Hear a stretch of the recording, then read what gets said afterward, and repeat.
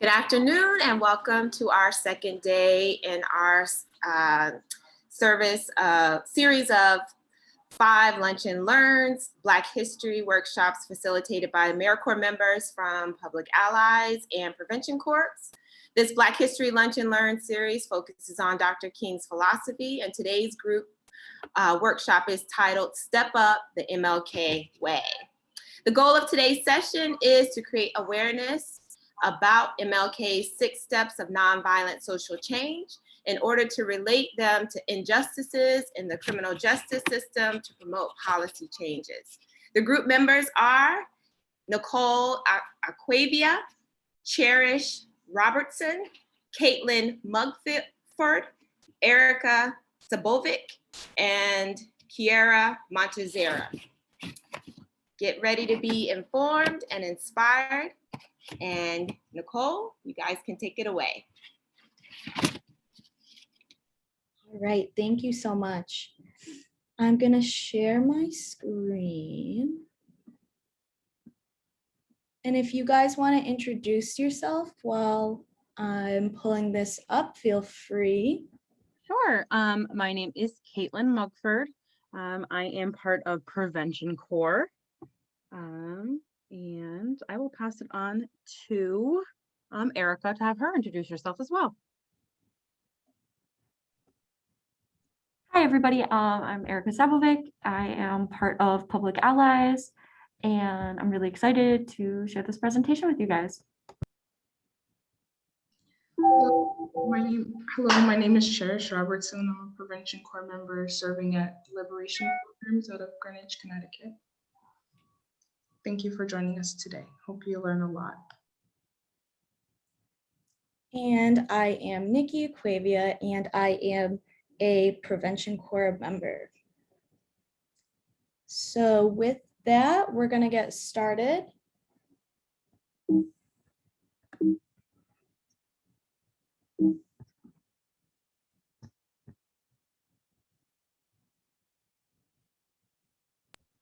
Sorry, I just have all the pop-ups coming up on my screen. Okay, so today we're going to be going over the 6 steps of nonviolent social change, which are based on Martin Luther King Jr.'s nonviolent campaigns and teachings that emphasize love in action.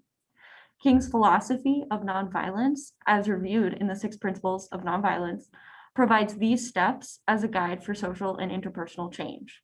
So we'll be going over information gathering, education, negotiation, direct action, reconciliation, and personal commitment, and how these things relate to current injustices in the criminal justice world and mass incarceration.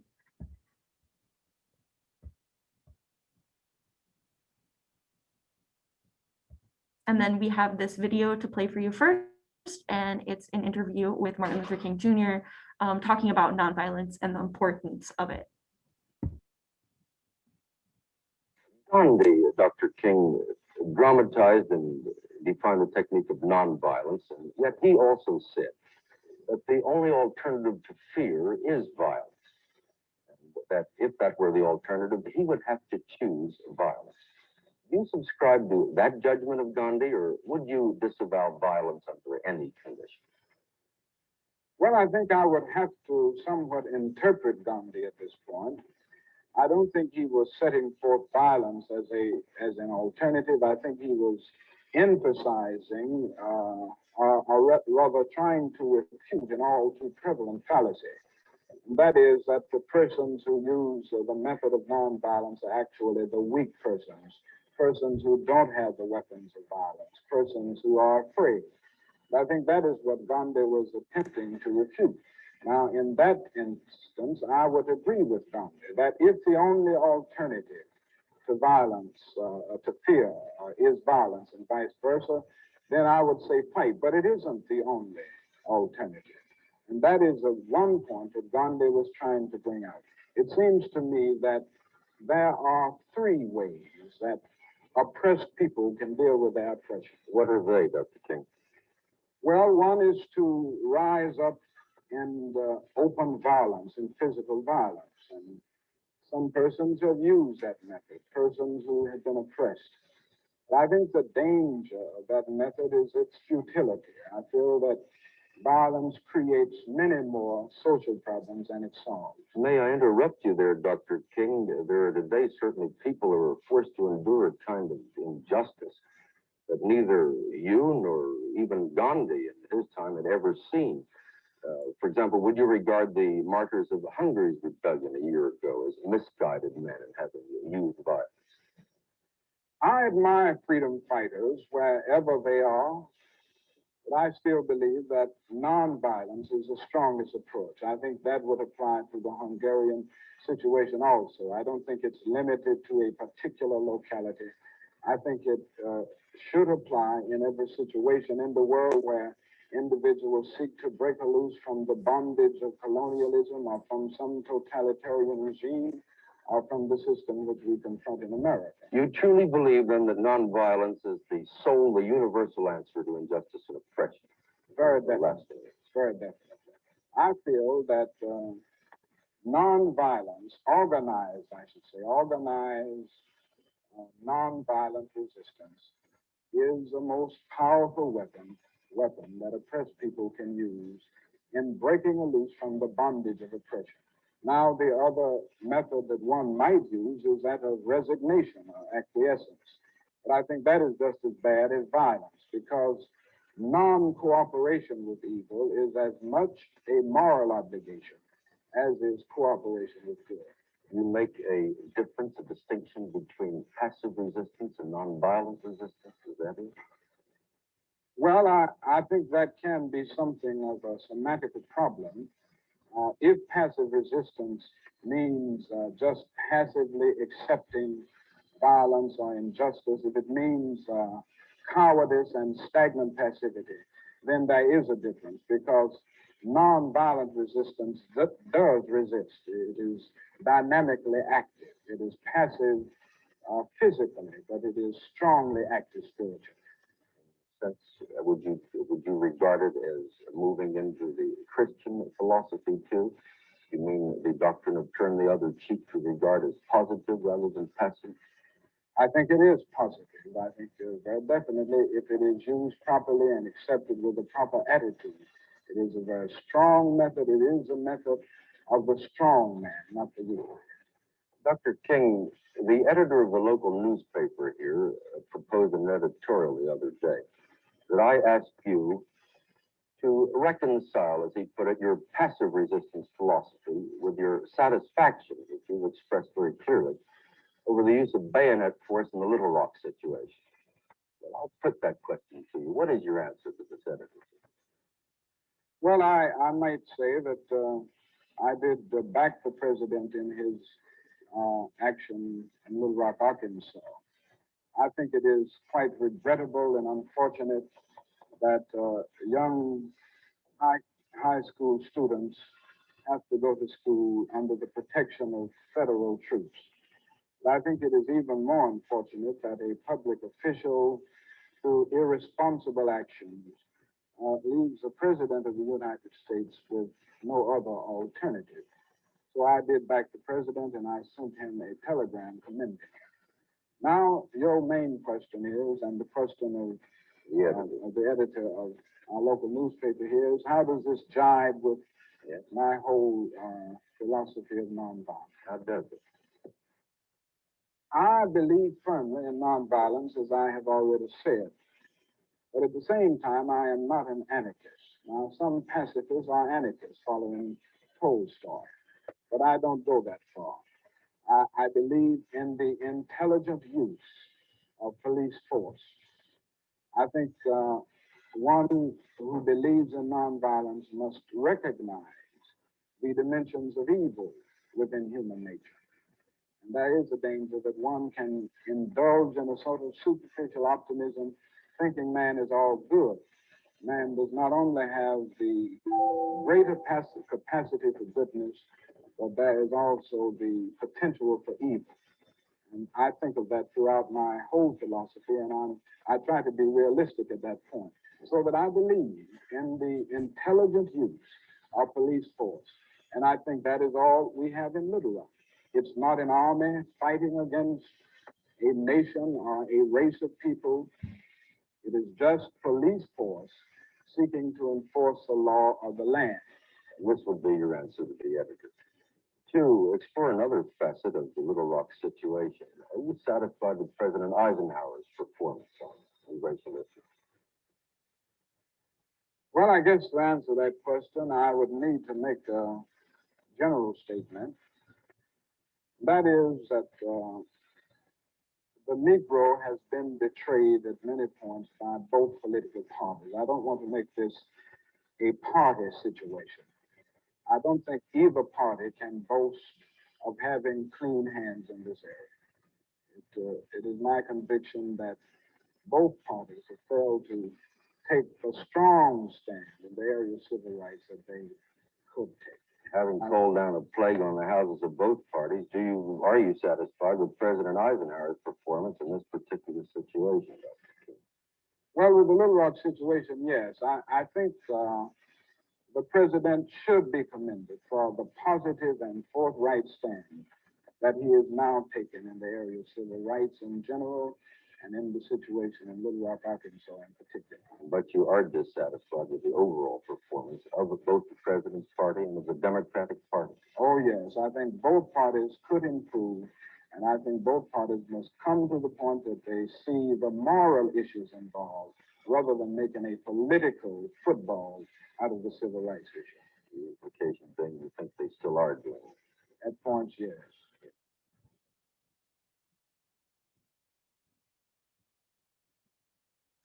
Gandhi, Dr. King,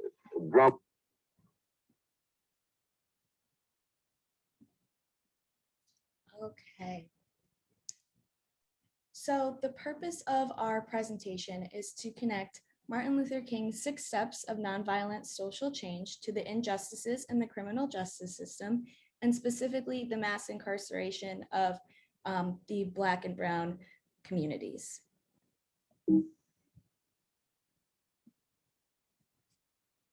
So today we are going to discuss some statistics of mass incarceration, how to create awareness in the community, how to engage all allies and get everyone on the same page, ways to call attention to the problem directly, how to seek friendship and understanding by bringing people together, and also fully committing to this work and steps that we can take as people in the community to make a change.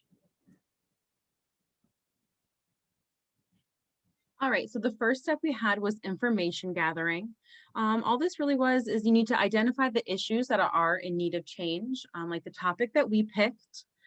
You really need to increase your understanding through research, which is another topic we'll talk about. They kind of all go hand in hand. The way all of the steps lead into each other, they don't have any specific order, but information gathering is pretty important for your top of your list. When you are gathering your information, you should include all sides of the issue. So if it's an issue where you agree on one side and you disagree with the other, you do still want to gather some information on that side you don't agree with, just so you know if you have people coming back at you on the opposite end, you do have more information to give to them on your side of the issue. Thank you, Caitlin. And I really like how you said that they're all connected. I think especially information gathering and education go hand in hand, because once you have that information, it's super important to be able to distribute it and educate others. So with that being said, in terms of mass incarceration of African Americans, we have pulled some statistics. So in table 1, this is showing incarceration per 100,000, and this is showing incarceration of African Americans, male and female. And so if you look at Connecticut, which is the bottom right here, you can see that it's 148 white individuals to 1,392 Black individuals. So there's a huge jump there. And then in table 2, this is the rate of adult Black male imprisonment. So again, pointing out Connecticut, 1 in 19 adult Black males will be in prison. And then table 3, this highlights the ratio. So in Connecticut, it's 9 Black individuals to 4 white individuals. And so something I want to point out is that I've highlighted Connecticut statistics, and Connecticut is on the worst end of the spectrum. There are some states that are doing much better than us, and there are also some states that are doing much worse, unfortunately. And so also in 12 states, more than half of the prison population is Black. And like I said, the racial disparity, it varies across states. And also, as Caitlin said, it's important to address the counter argument. And it could be said that in the states that are doing really, really well, they may feel that this isn't an issue that concerns them. But in my opinion, I feel that it is an issue that concerns them, because if they are doing really well, then I think that they should be models for the other states that aren't doing well, and they should be able to, distribute information on how we can change policies and how we can grow together and make, the United States just better in general. So with that being said, I'm going to pass it to Erica for the next step. So next is negotiation. It's described as by Martin Luther King as using grace, humor, and intelligence to confront the other party with a list of injustices and a plan for addressing and resolving these injustices. Look for what is positive in every action and statement the opposition makes. Do not seek to humiliate the opponent, but to call forth the good in the opponent. And so a list of ways to use negotiation in tackling issues of criminal justice reform, particularly with mass incarceration in the United States. You're going to want to be meeting with policymakers, having a set proposal of what's wrong with the current system and why. You want to counter with facts and statistics, just like we just had from information gathering and education, and then offer solutions to these problems. But in addition to that, you want to also include alternative solutions. A lot of times negotiation is back and forth. It's not like you're going to give your demands and they're going to just say yes. So you provide alternative solutions with room for change, but you want to really highlight the positive effects of what you're trying to do. And no matter what, the biggest thing is to continue to meet with other people. The more people you meet with, the more people you talk with, the more people who listen and educate themselves and then get involved in the cause is the most important thing that you can really do for things like this. And negotiation is really a key step in making progress and putting that, one step forward to real change.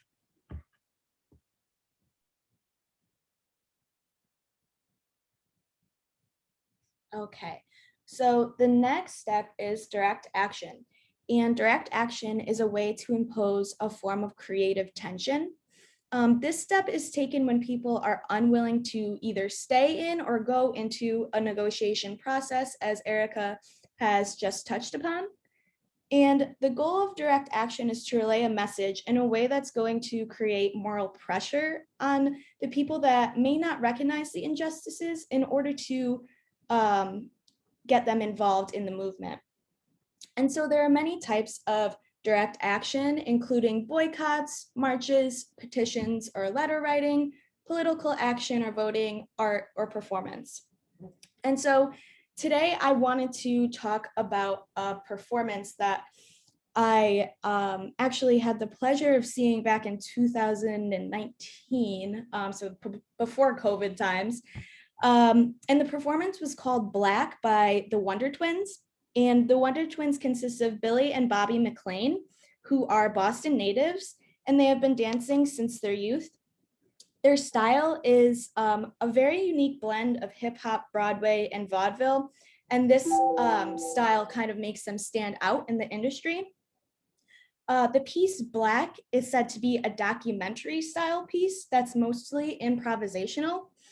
And they also dance to a display of various media.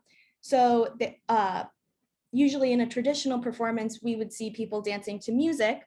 And while they did dance to music for some parts of it, they also danced to poetry, videos of court, and also violent arrests. So I really wanted to point out about this performance is that I've been dancing for, I don't know, 17 years, and I've seen so many performances, but this was extremely different. This was extremely emotional. Everyone in the audience, it seemed, was in tears, and even the performers were in tears at one point. And so I have a video of, it's not the full performance because it was about 40 minutes long, but this is a little snippet, and it's also the Wonder Twins talking a little bit about it. So I'm gonna show you guys that.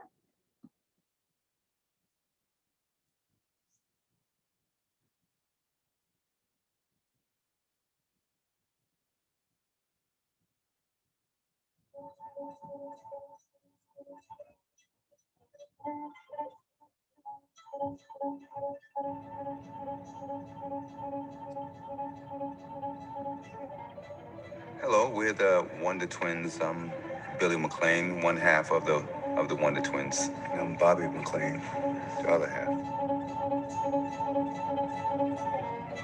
This is our 40th year as dance artists, performers. There's a piece called Black.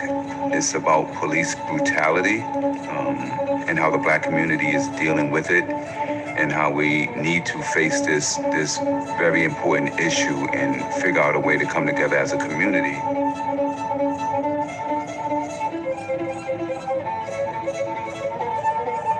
We're always exploring and expressing our point of view through a Black lineage. After the show is done, actually before the show, when people hear that we're doing something on police brutalities, there are many conversations and questions of why we need to do this now. But afterwards, it's very interesting because there's a lot of confusion, because a lot of people they're not exactly sure how to respond, because it's not something that you respond to as that was great. It's more about what should I do now, or how could I help, or it's also a lot of tears. Yeah.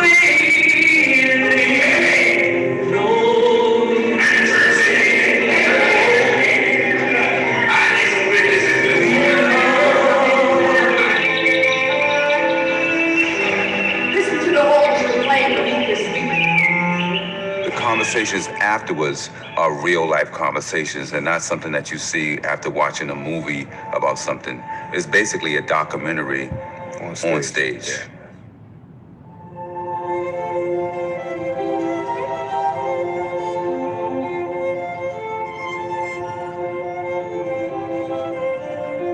The last piece that we have into Hip Hop with Love is actually called Love, which is a celebration of community, Black, white, and everything else in between. So the transition was easy, but being able to actually perform it is very difficult, because you're going from love, you're going from joy to pain.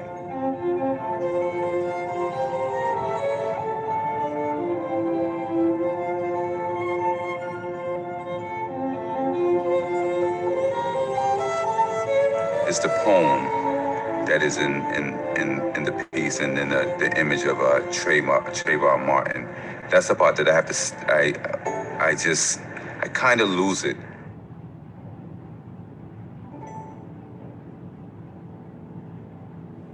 One of the things that's vital, that can push it to another level as far as is reaching out to the community, is making sure there's different organizations that are willing, and I think you have to be willing to take a... You gotta have courage. Courage, yeah.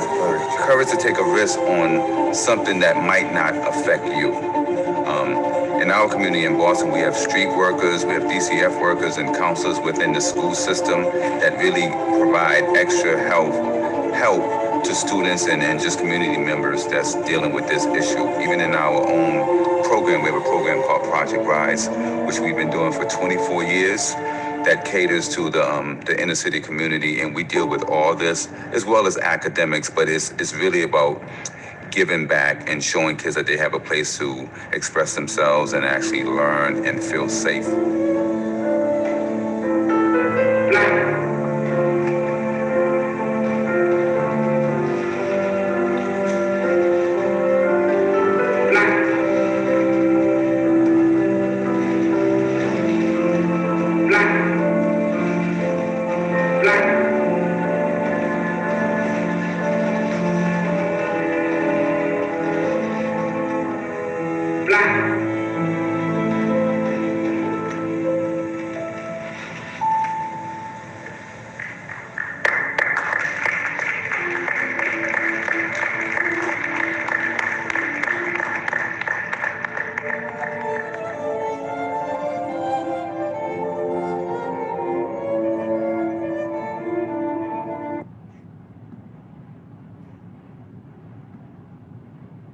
All right.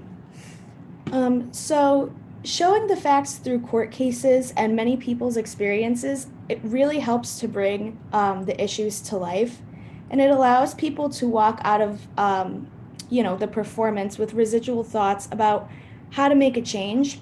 And this leads to our next step, which is reconciliation, which involves getting all parties on the same page. So without further ado, I'll pass it to Cherish. Hi, thank you guys. So the next part that I would like to speak on is reconciliation, which is kind of it can be defined as the process in which two parties who are in conflict agree to make amends or come to a truce. So a lot of times, whether in the criminal justice system or just in a general, to speak in general, when two parties have and there's a wrong that comes against them, it creates a divide or it creates a tension or conflict. And in order for these parties to come back together or to make amends, reconciliation has to take place. It is also the action of making a view or belief compatible with one another. And sometimes people might not believe that one side is right or one side is wrong, especially like when injustices are involved.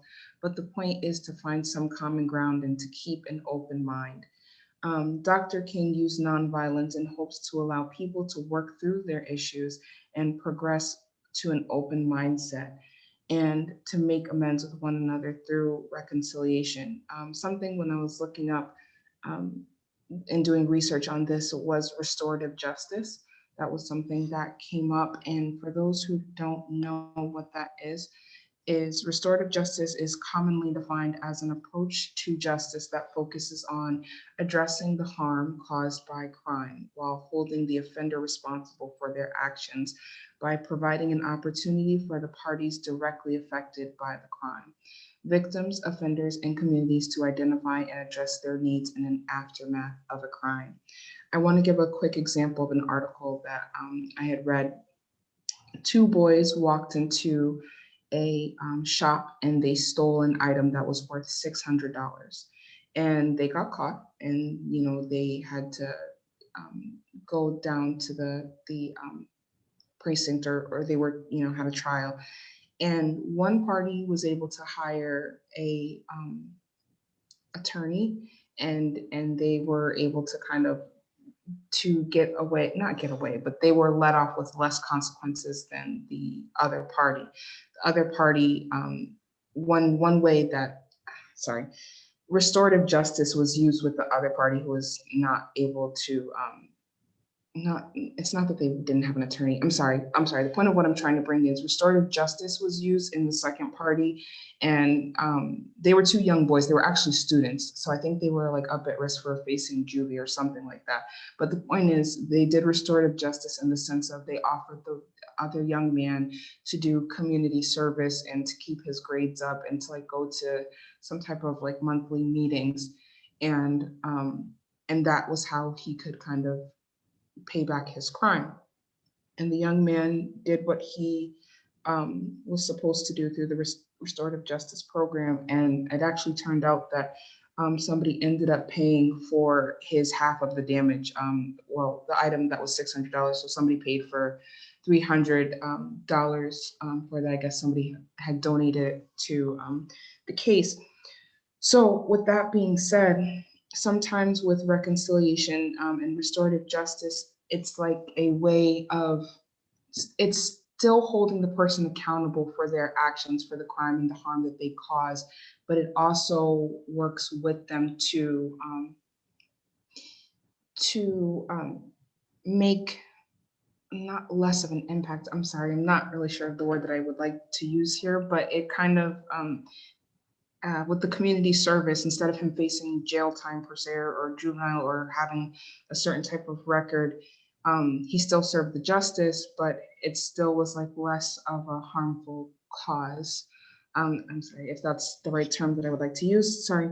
So with restorative justice, it's also based on understanding that crime is a violation of people and relationships. The principles of restorative justice are based on respect, compassion, and inclusivity. Restorative justice encourages meaningful engagement and accountability and provides an opportunity for healing, reparation, and reintegration.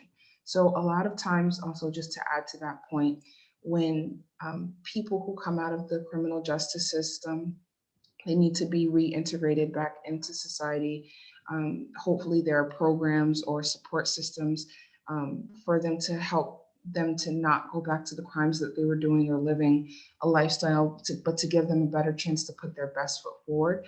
And unfortunately, there might not always be restorative justice programs in a lot of areas where crime rates are high, and those people end up going back to jail, or they end up continuing to commit crimes and the following.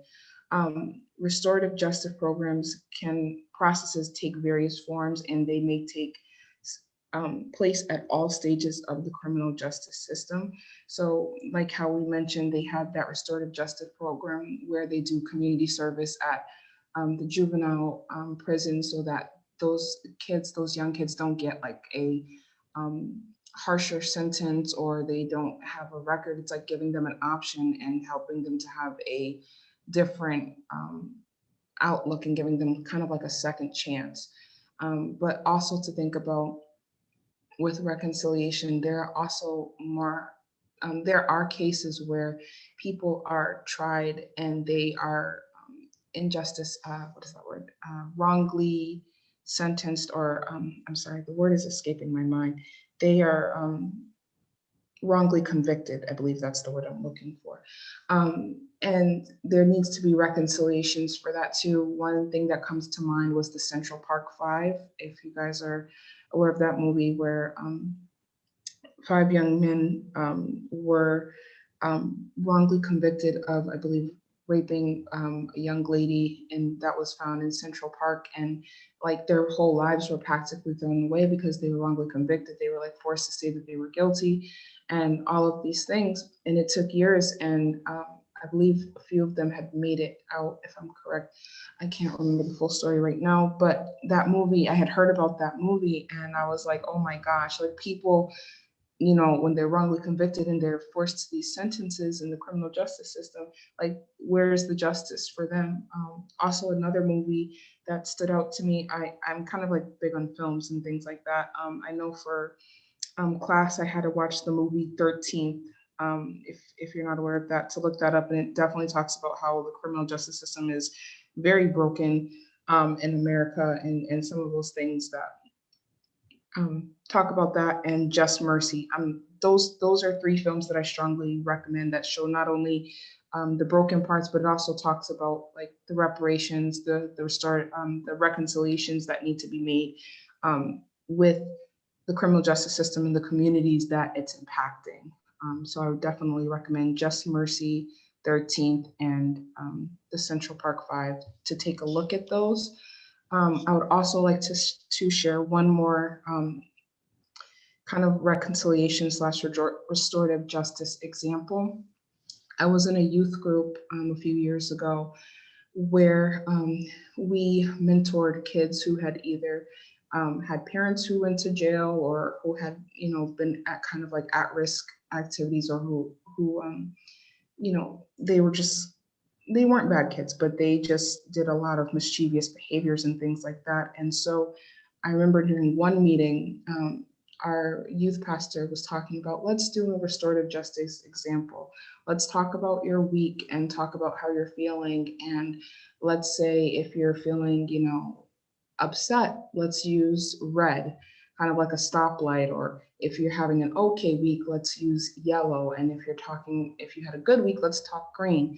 And some of the older kids are kind of looking around like, well, what is this, a stoplight on emotions? But it actually, when everybody shared, not only were they very expressive about their week, but it resonated with all of them, and we provided great feedback and support, because sometimes family group meetings and conferencings, and they also say for the criminal justice system that victim offender mediation is very effective in that kind of programs. But I think also, so I want to tie it back in, it's very important that when you reconcile, that not only that you try to do things to make things right between both parties if there's been a conflict or if the belief systems are off, but to keep an open mind and to get to know the communities or the parties that are involved, and to see all sides, not just one side. And if you can, like, do your research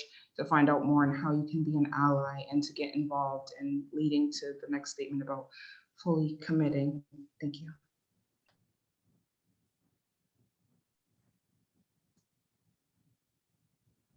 Alrighty, so personal commitment.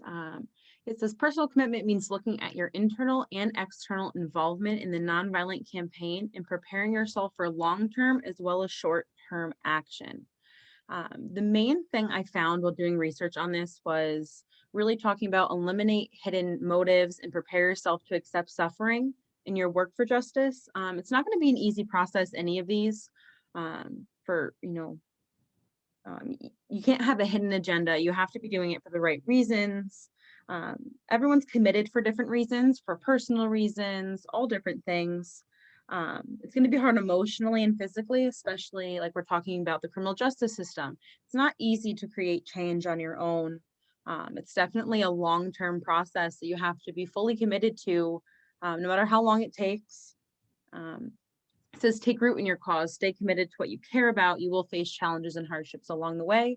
But personal commitment is really taking all of the other steps we talked about, and sticking to it, and really educating yourself and educating others. You have to hold yourself accountable for what you're teaching or what you're trying to make change, to make sure you're helping and not hurting. You want to take a stand and make yourself heard, but only when it's appropriate. And I know our next slide, we have another quick video.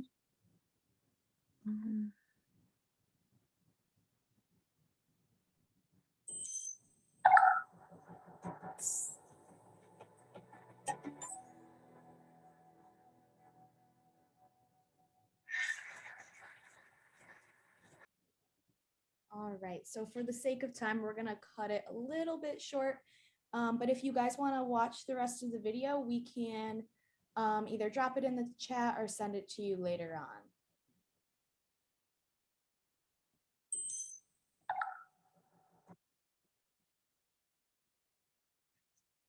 Alrighty, so how can you help? Getting in touch with your local, town, state officials. You want to make connections, get your name and your concerns out there. You always just don't be afraid to have your voice heard. If they don't answer you, keep sending messages, find somebody else. You want to find a group of other people who share the same concerns. The more people you have backing you up, the better. And educate yourself, use these steps, and just try making change in your community. It takes some time, but it's definitely worth it in the end.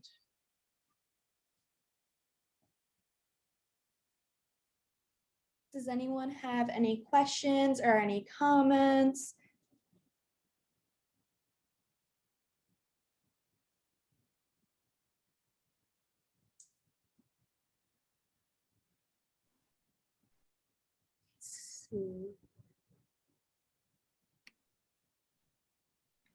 I just have a comment. I think it was really great. My daughter came in at the tail end of it, so she thought it was interesting because it didn't look like it was work. It looked more engaging, and it really was. And I was telling her that through the presentation, it's like we're learning a lot. We're hearing all these different perspectives and point of views. And then at the end of it, when you feel empowered, you gave steps of what we can do. Because a lot of times we get empowered and we just want to do something and we don't know what to do. So I really like that you guys gave information at the end. And thanks again. Thank you. Thank you. I'm glad that, you guys were able to get something great out of this and you were able to become inspired. Awesome. Awesome. Thank you all so much. Once again, we want to give a shout out to the group members, Nicole, Cherish, Caitlin, Erica, and Kiara. Awesome, awesome job. Learned so much from your presentation today. So thank you for the effort that you put into it and all the great resources and information that you provided us today. Just want to say thank you to everybody who joined us. You also make sure you check out the chat. You guys have some really nice comments and feedback in the chat. But also please join us tomorrow for our third day in our Lunch and Learn Black History series featuring Martin Luther King's philosophies. Tomorrow we will have, the workshop is entitled Celebrating Dr. King's Legacy, the Philosophy of Triple Evil. So please join us tomorrow at 12:30, same time, same place. Once again, thank you, ladies, and you all have a great rest of your day. Bye-bye. Thank you, everybody. You too. Thank you for Bye. your time. Have a good one. Thank you. Bye-bye.